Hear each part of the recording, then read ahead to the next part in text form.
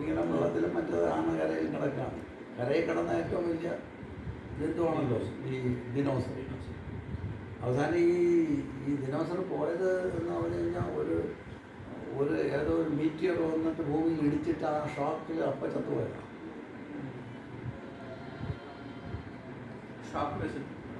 ഇടിക്കും അത് ഒരു സാധനം വന്ന് എർത്തിലിടിച്ചിട്ട് അതിൻ്റെ പൊട്ടി ഒരു കഷ്ണം പോയിട്ടാണ് ചന്ദ്രനായിട്ട് മാറിയത്. അപ്പോൾ ആ ഇടി എന്ന് വെച്ചാൽ അത്ര വലിയ ത്രസ്റ്റാണ്. ആ ത്രസ്റ്റിൽ ഈ കുലുക്കത്തിൽ അന്നുണ്ടായിരുന്ന വലിയ ജന്തുവിന് കൂടുതൽ എഫക്റ്റ് ചെയ്ത് അങ്ങനെ പോയി, മൊത്തമായിട്ട് പോയി. ആ സ്പീഷീസേ പോയി. ആ സ്പീഷീസ് ഇതൊക്കെ സംഭവിച്ചിരിക്കുന്നു. ഇവിടുത്തെ ഏറ്റവും വലിയ അധികാരിയായിരുന്നാണ്. അതെ, സർവത്തിനെ കൺട്രോൾ ചെയ്തുകൊണ്ട് അവനടുത്ത് വന്നാൽ ബാക്കിയെല്ലാം ഓടി ജീവൻ കൊണ്ട് രക്ഷപ്പെട്ടു. അങ്ങനെ ഇരുന്ന ദിനോസർ ഒരു ഇടിയിൽ തീർന്നു.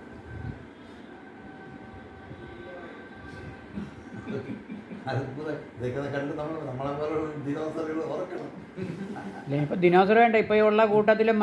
അപ്പോൾ അങ്ങനെ വരുമ്പോൾ ഈ കഴിക്കുന്ന ആഹാരത്തിൽ നിന്നുണ്ടാക്കിയിരിക്കുന്ന ബോഡിയുടെ ഫങ്ഷനിൽ എനർജി റിലീസ് സിസ്റ്റം, ആഹാരത്തിനെ കൺവേർട്ട് ചെയ്തിട്ട് എനർജി ആക്കണമെങ്കിൽ അതിനെ ഓക്സിഡേറ്റ് ചെയ്തിട്ട് പറ്റും.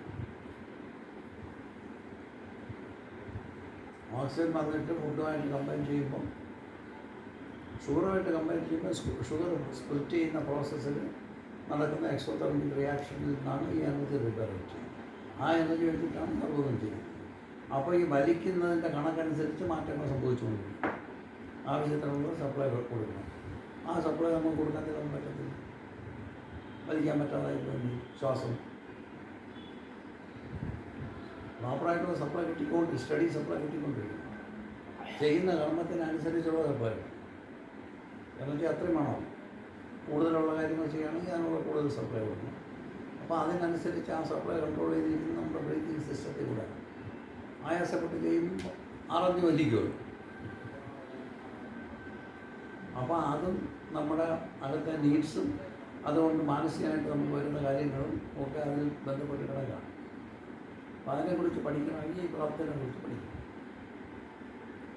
പ്രാണിക് ഡിസ്ചാർജ് എങ്ങനെയാണ് നടക്കണമെന്ന്, ബ്രത്ത് ഏത് രീതിയിലാണ് ആ സമയത്ത് വലിക്കുന്നതെന്ന്, സ്ട്രെസ് ഉള്ളപ്പോൾ എങ്ങനെ വലിക്കുന്നു, സ്ട്രെസ് ഇല്ലാത്തപ്പോൾ എങ്ങനെ വലിക്കുന്നു, പർട്ടിക്കുലർ നീഡ് ഉള്ളപ്പോൾ എങ്ങനെ വലിക്കുന്നു, വേറൊരു നീഡ് വരുമ്പോൾ എങ്ങനെ വലിക്കുന്നു, സെക്സിനെ കുറിച്ച് ചിന്തിക്കുമ്പോൾ എങ്ങനെ വലിക്കുന്നു, ആഹാരം ഹണ്ടിങ്ങിന് വേണ്ടി നടക്കുമ്പോൾ എങ്ങനെ വലിക്കുന്നു, എല്ലാം ഡിഫറൻറ്റ് വലിയ ഒരേ രീതിയിൽ പല ഡിഫറൻറ്റ് തരത്തിലാണ് വലിച്ചുകൊണ്ടിരിക്കുന്നത്. അപ്പോൾ ആ ആസ്പെക്ട് മാത്രം എടുത്ത് പഠിക്കും. എല്ലാം കൂടെ കിടന്ന് മൈൻഡ് ഒറ്റ പരിപാടിയാണെന്ന് പറഞ്ഞാൽ നമ്മൾക്ക് അങ്ങോട്ട് പോകാൻ പോവുക.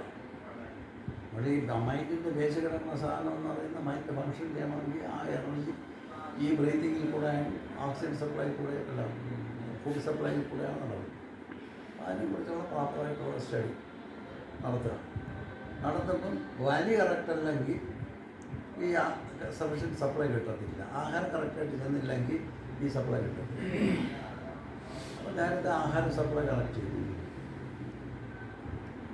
ഏതിനാണ്? അന്നമായ കോശത്തിൽ ആഹാരത്തിൻ്റെ സപ്ലൈ കറക്റ്റ് ചെയ്തു. ബോഡിയുടെ മസിൽസും ടെൻഡൻസും മറ്റേ സെൽസും ടിഷ്യൂസും എല്ലാം അലർട്ട് ചെയ്ത് വയ്ക്കാൻ വേണ്ടി എക്സസൈസ് ചെയ്തു. അതിനകത്ത് എക്സസൈസായിട്ട് കയറി കിടക്കുന്ന ഫാറ്റെല്ലാം എടുത്ത് കളയാൻ വേണ്ടി നമ്മൾ എക്സസൈസ് ചെയ്യും. അപ്പോൾ അത് അലർട്ടായി കിട്ടുന്ന സാധനത്തിനെ ഓക്സിഡേറ്റ് ചെയ്തു. അവിടെ കൊണ്ടുവന്ന് വെച്ചിരിക്കുന്ന സപ്ലൈ പെട്ടെന്ന് ഫുഡ് സപ്ലൈ പെട്ടെന്ന് ഓക്സിജൻ അടിച്ചാൽ സപ്ലൈ അതിന് കറക്റ്റ് ചെയ്തു. അപ്പോൾ സ്റ്റഡി സപ്ലൈ നടക്കുക. അപ്പോൾ ഈ പറയുന്ന ബ്രത്ത് എന്ന് പറയുന്നതിനകത്ത് കയറി അതിൽ നിന്നുള്ള പ്രാണിക് ഡിസ്ചാർജുകളുണ്ടല്ലോ. അപ്പോൾ പ്രാണിക് ലിബറേറ്റ് ചെയ്യുന്ന പ്രാണൻ എന്ന് പറയുന്നത് വെച്ചിട്ടാണ് ഈ സർവ്വ ഫങ്ഷൻ നടക്കുന്നത്. അപ്പോൾ ഏതൊക്കെയാണ് ആ ഫങ്ഷൻ എന്ന് നോക്കാം. അപ്പോൾ നോക്കുമ്പോൾ ബോഡിയുടെ മെയിൻ ട്രങ്കിൽ, ബോഡിയിൽ മൊത്തത്തിൽ, ട്രങ്കിലല്ല ബോഡിയിൽ മൊത്തത്തിൽ നടക്കുന്ന ഫങ്ഷൻ എങ്ങനെയാണ് എന്ന് നോക്കുമ്പോൾ കുറേ ഫങ്ഷൻ നടക്കുന്നു. ഓടുന്നു, ചാടുന്നു, നിൽക്കുന്നു, നടക്കുന്നു, ഇരിക്കുന്നു, ഇതെല്ലാം കുറേ ഇൻസ്ട്രുമെൻ്റ് അതിനകത്ത് കൂടുതൽ ഇൻവോൾവ് ആയി. ആ റീപ്രൊഡക്ഷൻ സിസ്റ്റത്തിനകത്ത് അതിനകത്ത് ഒരുപാട് എനർജി ആവശ്യമുണ്ട് അതിന്. അപ്പോൾ അതിലെങ്ങനെയാണ് ആ ഫങ്ഷൻ നടക്കുന്നത് എന്ന്. അപ്പോൾ എന്താണ് ബ്രീത്തിങ്, ഡൈജഷൻ പ്രോഗ്രാം നടക്കുമ്പോഴത്തേക്കും എങ്ങനെയാണ് അതിൻ്റെ സപ്ലൈ അവിടെ കൊടുക്കുന്നത്, ഏതൊക്കെ കട്ട് ചെയ്തിട്ടാണ് ഇങ്ങോട്ട് സ്വിച്ച് ഓഫ് ചെയ്ത് കൊടുക്കുന്നത്. എനർജി വേണം. അപ്പോൾ എല്ലാത്തിനും സപ്ലൈ അങ്ങനെ പോകില്ല. ആഹാരം കഴിക്കുമ്പോൾ ആഹാരത്തിൻ്റെ ദഹനത്തിന് വേണ്ടി സപ്ലൈ മാറ്റി കൊടുക്കുക. അപ്പോൾ അതൊക്കെ പഠിക്കണം.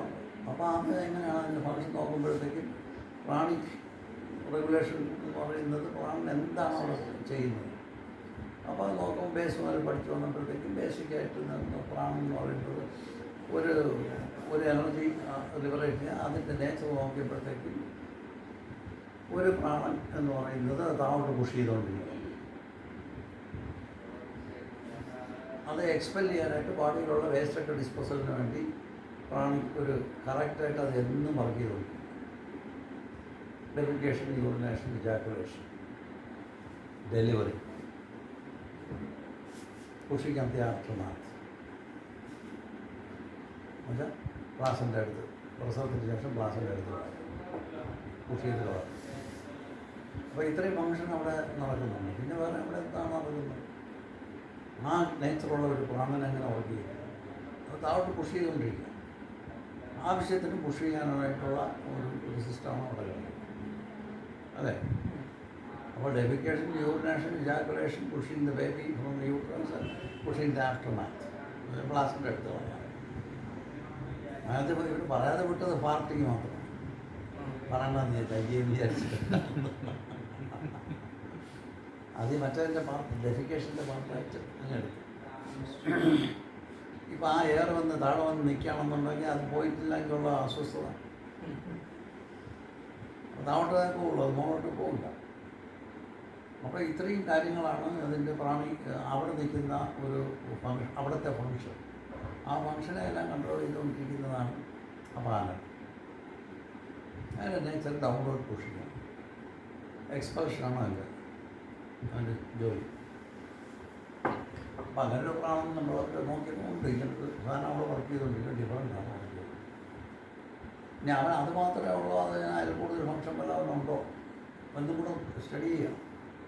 അല്ലാതെ ഈ ഫംഗ്ഷൻ മാത്രമേ ഉള്ളൂ, ഈ താഴോട്ട് നിന്ന് പുഷ് ചെയ്തുകൊണ്ടിരിക്കുന്നവൻ താഴോട്ട് നിന്ന് ഈ ജോലി മാത്രം ചെയ്യുന്നവനാണോ, അതോ ഇവൻ മറ്റുള്ളവർക്ക്, മറ്റുള്ള പ്രാണന്മാർക്ക് സപ്പോർട്ടിങ് പ്രാണനായിട്ട് നിന്ന് വർക്ക് ചെയ്യാൻ പറ്റുമോ എന്ന് നോക്കാം.